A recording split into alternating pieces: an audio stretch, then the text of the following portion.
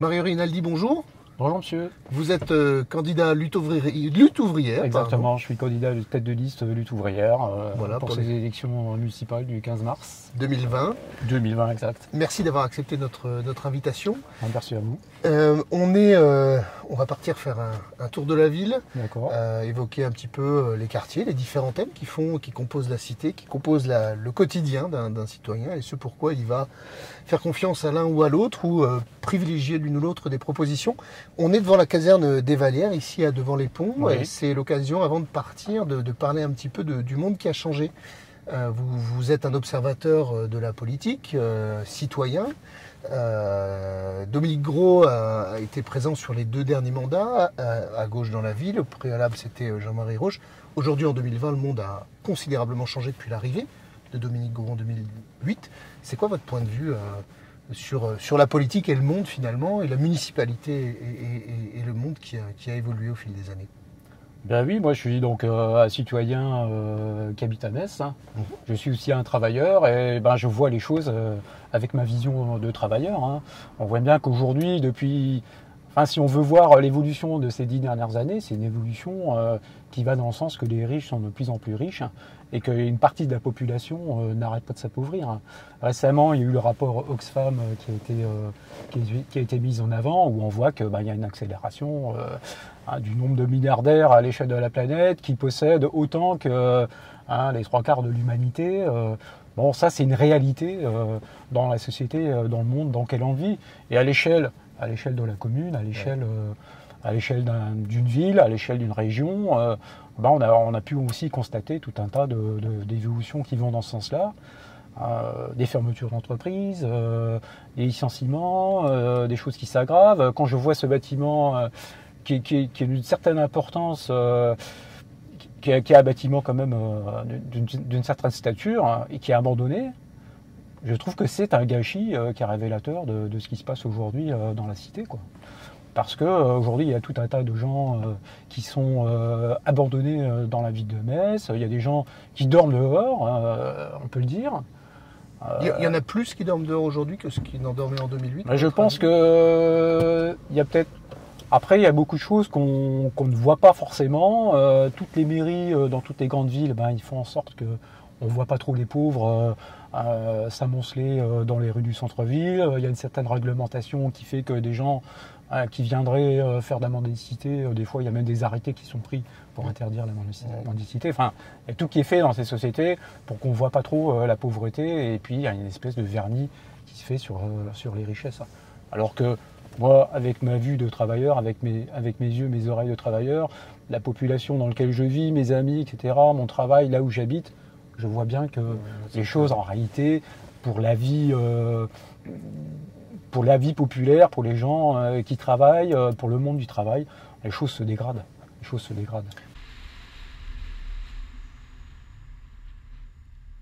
Alors on va franchir devant nous. Voilà.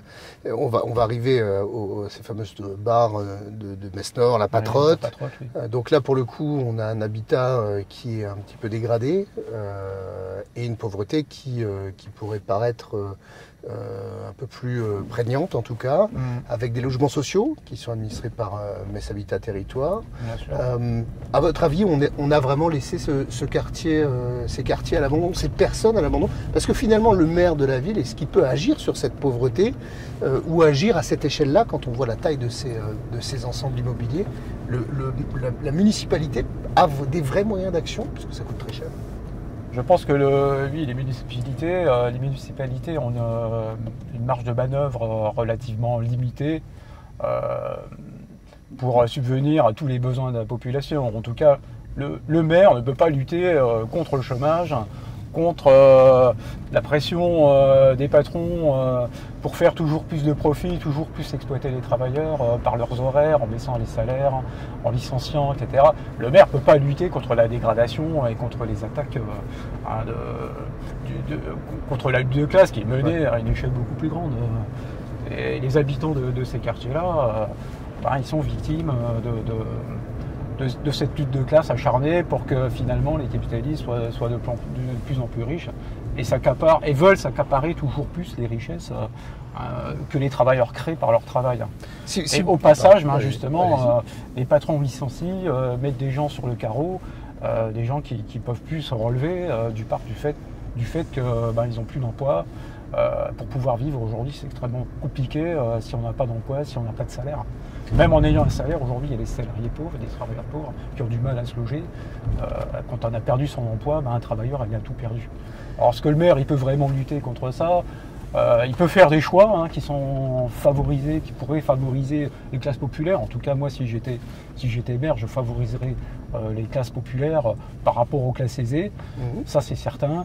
Maintenant, ce qui se passe dans les quartiers comme celui-là, et aussi une chose dans laquelle on pourrait parler, c'est qu'il y a toute une partie des travailleurs et des populations qui habitent dans ces quartiers, dans ces barres sociales, qui n'ont pas le droit de vote au niveau de la commune.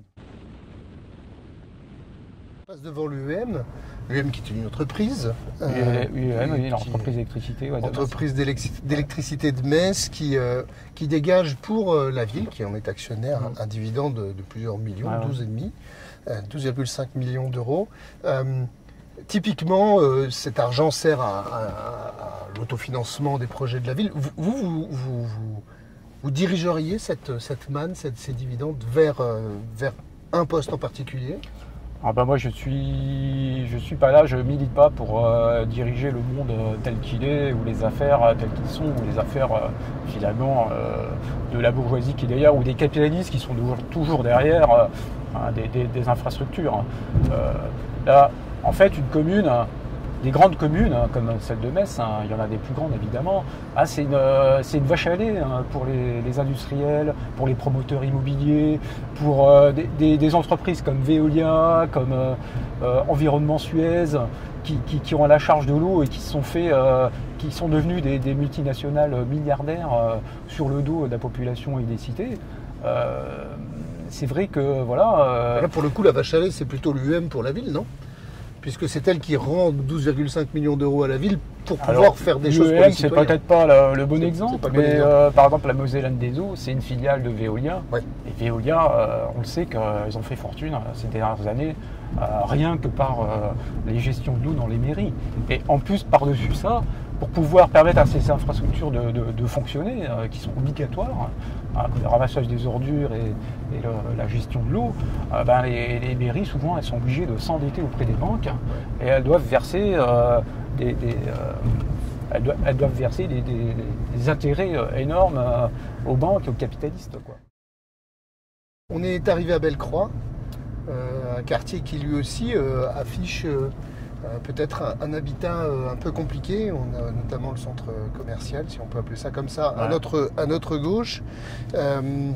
L'idée ici, c'est d'avoir peut-être un avis, mais ça doit être le même finalement que sur celui de Patrotte. Oui, c'est vrai qu'il y a plusieurs quartiers populaires à Metz. Et c'est vrai que les quartiers populaires en général, ils sont devenus petit à petit au fil des années, au fil que la crise elle s'est approfondie, c'est devenu pratiquement des ghettos de pauvres. J'ai un colistier qui habite ici sur la Patrotte. C'est vrai que ça a pu être à un certain temps une cité un peu nouvelle, comme à Borny dans fin des années 60. Oui, quand ça a pu être une cité à une certaine époque qui était collective, qui représentait un progrès. Et là, depuis ces dernières années, c'est vrai que la lutte de classe que mènent les patrons vis-à-vis des travailleurs, ça a engendré ces quartiers populaires et ça les a mis dans des situations de ghetto de pauvres. Permettez-moi d'incruster une question un peu improbable, ou en tout cas imprévue. Mais dans ce cadre-là, pourquoi vous présentez une liste au municipal à Metz, puisque quelque part c'est un moyen d'action, c'est au niveau de l'État qu'il faut agir, c'est au niveau des présidentielles à tout le moins, éventuellement des départementales, parce qu'il y a un gros budget social aussi, ou des régionales. Mais municipalement, je veux dire, quelque part, quel est le but en fait de présenter une liste? C'est de pouvoir porter cette voix, j'ai bien compris, mais... bien sûr. Mais le moyen d'action, il n'est pas à l'échelle municipale. En fait, nous, cette liste qu'on a faite, qui est une liste composée de travailleurs qui viennent des entreprises de la sidérurgie, qui viennent de l'automobile, des usines d'automobile, qui viennent il y a des travailleurs du bâtiment, il y a des femmes de ménage, il y a des secrétaires, c'est vrai, ça représente réellement le monde du travail. Il y a des retraités, des actifs, des chômeurs, des gens postiers, il y a des cheminots. Nous, on représente réellement le monde du travail. Et on se bat dans nos entreprises, par exemple, on en a parlé tout à l'heure, sur les attaques contre les retraites. On se bat pour les salaires, on se bat contre les conditions de travail, etc., qui se dégradent dans l'entreprise. Et il n'y a pas de raison que l'on continue pas le combat, y compris là où on habite, là où on vit, dans la commune. Parce que dans la commune aussi, la lutte de classe existe.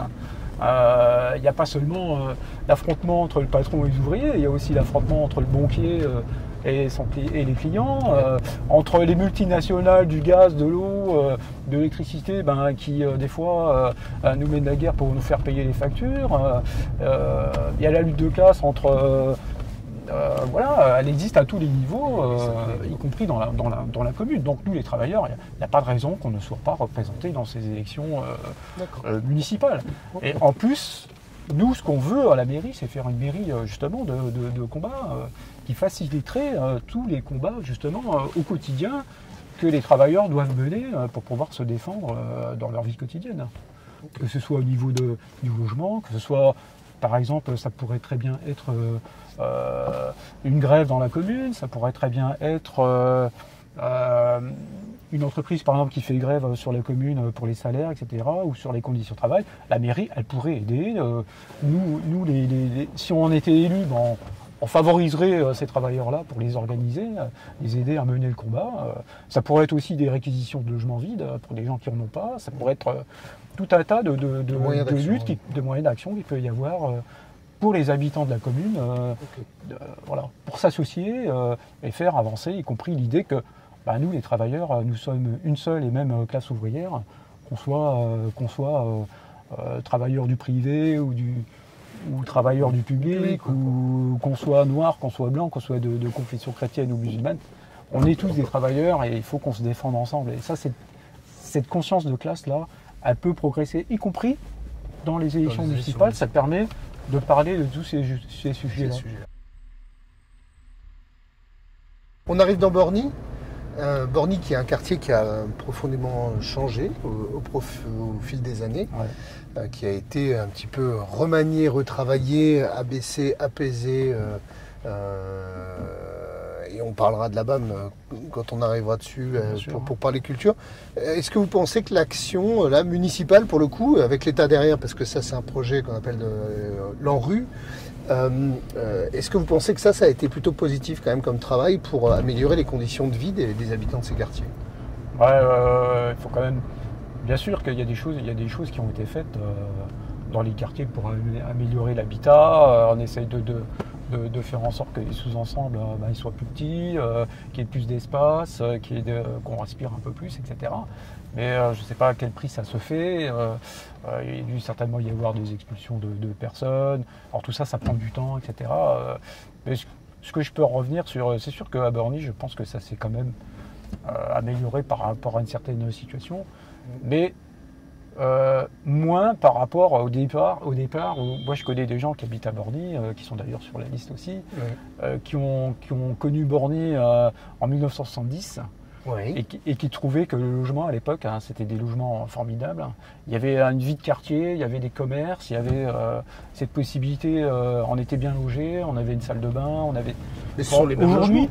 Aujourd'hui, tout ce progrès-là, il a pas le progrès qui était à l'époque un vrai progrès, il n'a pas évolué. Et du coup, aujourd'hui, on se retrouve avec des logements qui sont hyper sonores, avec des logements où quand quelqu'un fait tomber quelque chose au dernier étage, on entend tout en bas. C'est quelque chose que j'ai vécu, puisque j'ai habité moi-même 15 ans en Borny. C'est des bâtiments qui datent des années 70, faits avec les matériaux de l'époque. Tout ça, pour changer ça, c'est compliqué. Et bien sûr, ça prend du temps. Mais de toute façon, une mairie ne pourra pas contrecarrer le fait que la société se dégrade du fait, j'ai déjà dit, du fait que la lutte de classe qui est menée, le fait que les les capitalistes en veulent toujours plus, et ben, ils poussent toute une partie de la population au chômage, à la pauvreté, à la précarité de l'emploi. Tout ça, c'est pas pour favoriser les rapports humains entre les gens. D'accord. On va rentrer dans Borny. Pardon, excusez-moi. Il y a eu un équipement culturel qui a été posé là, qui s'appelle la boîte à musique. Il y en a un autre socioculturel qui sera juste dans le prolongement, qui sera voté ce jeudi en conseil municipal. La culture. Lutte ouvrière et la culture. Point de vue. Point de vue dans ce quartier, notamment, cet apport. La culture, oui, la culture, la culture, c'est évidemment important pour tout le monde, pour toute la population. La culture, c'est quelque chose d'essentiel dans la vie du quotidien. Le problème, c'est que la culture, elle est accessible quand on est libéré. Le problème de la recherche de ses moyens de subsistance, quand on en est à savoir comment on va payer ses factures à la fin du mois, quand on est à savoir est-ce qu'on va réussir à pouvoir se soigner, est-ce qu'on va réussir à trouver du boulot pour les 2 gosses qui sont au chômage, est-ce qu'on va arriver... Le fait que les gens sont dans une pauvreté qui est complètement anachronique par rapport à une situation où la société elle est super riche, ne peut pas mettre ces gens-là en condition d'aller consommer de la voilà, dans la condition culture. De se préoccuper justement de la culture, de se cultiver, etc. Parce qu'ils ne sont pas libérés de l'aliénation du travail, ils ne sont pas libérés de l'exploitation. Et l'exploitation aujourd'hui, elle est plus que elle est féroce par rapport au monde du travail, quoi. Ce que je peux aussi dire, alors ici à la BAM, je trouve que c'est très bien. J'y suis déjà allé et c'est vrai qu'ils ont fait ils font des choses formidables. Ils ont construit un bâtiment qui est hyper acoustique, avec des salles qui permettent de faire de la musique, des studios d'enregistrement, etc. C'est, d'un point de vue technologique, d'un point de vue, c'est très bien. Et puis il y a des groupes qui ne passent pas ailleurs dans la ville de Metz. Je trouve ça très bien. Il y a une offre qui est faite, d'accord, etc. Et c'est dommage le problème majeur, c'est toujours cette situation sociale là. On a sur notre gauche le Technopole 2 ou Parc du Technopole. C'est un agrandissement, ça va être peut-être de nouvelles entreprises. C'est aussi, si vous permettez de vous emmener sur le champ de l'écologie, des terres qui sont prises sur l'agriculture, sur les terres agricoles. C'est des sols qui sont artificialisés. Vous avez un point de vue par rapport à ça et peut-être quelque chose que vous feriez ou que vous ne feriez pas? Oui, l'écologie aujourd'hui c'est un problème qui est dans la bouche de tous les politiciens, de tout le monde, c'est mis à toutes les sauces. Voilà, l'écologie aujourd'hui, toutes les listes à Metz, elles sont tous écologiques.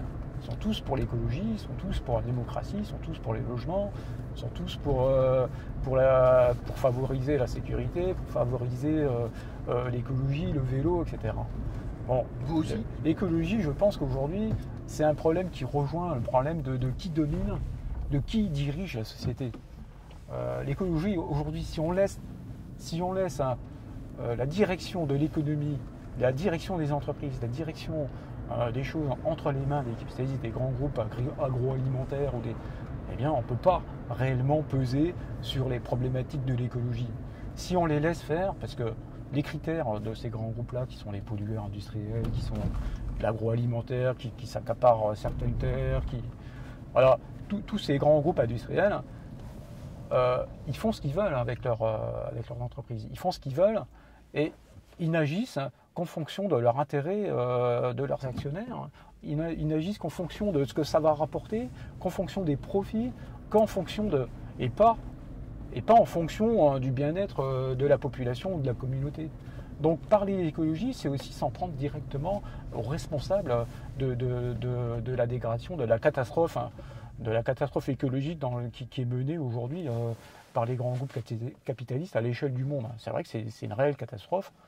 Mais ici, c'est pas des entreprises qui sont accaparées le terrain, c'est la municipalité ou la métropole qui crée un espace pour pouvoir accueillir des entreprises, donc des emplois.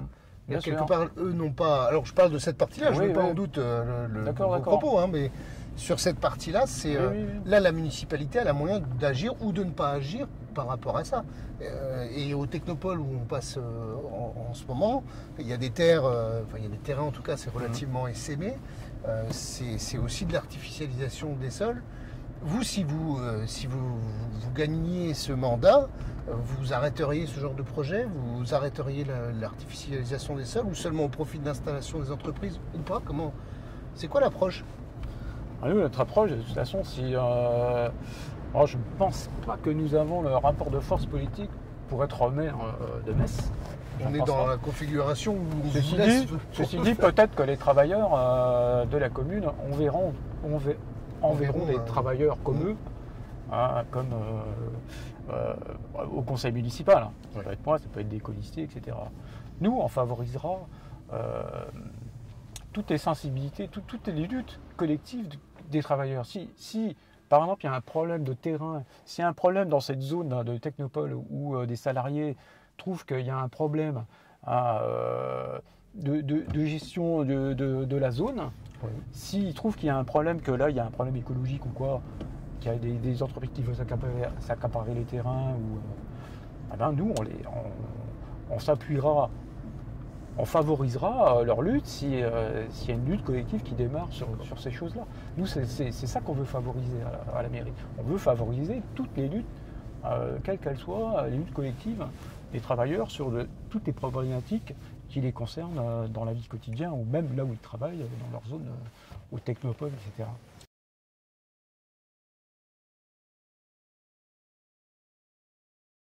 Il y a des citoyens qui ne sont pas des travailleurs aussi. Il faut bien sûr, bien sûr. Très peu. Qui ne sont plus travailleurs. Très peu. Parce que moi, quand je dis travailleur, c'est au sens large du terme. C'est-à-dire. D'accord. C'est peut-être moi qui n'ai pas la bonne définition. Non, mais c'est au sens large du terme. Parce qu'aujourd'hui, c'est vrai que quand on dit ouvrier, quand on dit travailleur, etc., on se dit voilà, moi je ne suis pas travailleur, je suis. Non, en réalité, on est dans le monde du travail, ça représente ça représente le monde d'exploités, ceux qui justement ne sont pas le patron, ceux qui n'exploitent personne. C'est ça le monde des travailleurs, c'est l'écrasante majorité de la population. Ne vous inquiétez pas, les bourgeois, ils se reconnaissent, ils savent très bien que ce ne sont pas ils ne sont pas dans la classe ouvrière, ils le savent très bien. Okay. Surtout qu'ils sont enfin nombreux et ils savent même se compter eux-mêmes. Je crois qu'en France, justement encore dans le rapport Oxfam, depuis 2008, la crise financière de 2008, les milliardaires, ils ont doublé. Voilà, paradoxalement, la crise n'arrête pas, la crise du monde du système capitaliste n'arrête pas d'éclater. D'ailleurs, aujourd'hui, on n'est pas à l'abri que le monde il s'effondre une nouvelle fois à cause d'une crise financière terrible, des bulles spéculatives qui éclatent. Ça, on est sur le coup près de cette chose-là. Et nous, les travailleurs, il faut absolument qu'on empêche ça. Et on pourrait l'empêcher si on enlevait des mains des capitalistes la gestion des entreprises, des grosses entreprises. Ça, la possibilité. Les travailleurs, en fait, dans leur ensemble, ils n'en ont peut-être pas aujourd'hui la conscience, mais nous, c'est notre boulot de développer la conscience des travailleurs à l'échelle de la commune, à l'échelle d'une entreprise, à l'échelle d'un pays, à l'échelle d'un continent, à l'échelle du monde. Alors, permettez-moi de vous... Parce que j'ai bien la sensation que finalement, votre objectif est plus de porter la voix des travailleurs que finalement de gagner cette mairie. Et s'il se passe quelque chose de fou, peut-être, s'il se passe quelque chose tout court, peut-être, et que vous récupérez cette mairie. Tant mieux. Vous, Mario, mais comment vous allez faire? Si nous, vous quittez votre on dit pas, on fait que de la propagande. Hein, c'est pas ça qu'on dit. Nous, on se présente pour combattre. Et la mairie, si nous on avait la mairie, ça serait une mairie de combat pour les travailleurs. Ça serait une mairie. Vous quitteriez votre emploi, vous sentiriez. C'est un budget de 120 millions d'euros. Vous vous sentiriez après, ce que je veux dire, ce qu'il faut relativiser la chose. Ça veut dire que si Lutte ouvrière est en mesure de prendre une mairie de gagner des mairies par les élections, c'est qu'il se passe quelque chose dans le pays. Oui, là, c'est qu'il se passe quelque chose. En perspective, je veux dire que si aujourd'hui Lutte ouvrière elle gagne des mairies, c'est parce qu'il y a un changement dans la société. Il y a un changement dans la société, il y a une lutte de classe qui est montante et il y a des travailleurs qui ont envie d'en découdre. D'accord. Est-ce qu'on est dans ce rapport de force-là? Je suis pas certain. comme vous dites, peut-être qu'il y aura la surprise. En tout cas, nous, on fait ce qu'on a à faire. Nous, on est des militants. On pense qu'à la mairie, si on a un poste, eh ben, on se placera pour la défense des intérêts des classes populaires dans la cité. Et on fera tout ce qu'on peut pour organiser les travailleurs, pour qu'on puisse gagner collectivement et faire avancer la lutte de classe et faire avancer la conscience que nous, les travailleurs, notre rôle, à nous, on a un rôle historique dans le monde, c'est de changer, c'est doter le pouvoir à cette classe capitaliste-là qui mène le monde dans le mur. Très bien. Merci. Merci beaucoup d'avoir pris Merci à vous pour ce petit tour. C'est un petit tour de la ville. De la ville, et puis voilà. Et puis on se revoit au soir du premier tour. Avec...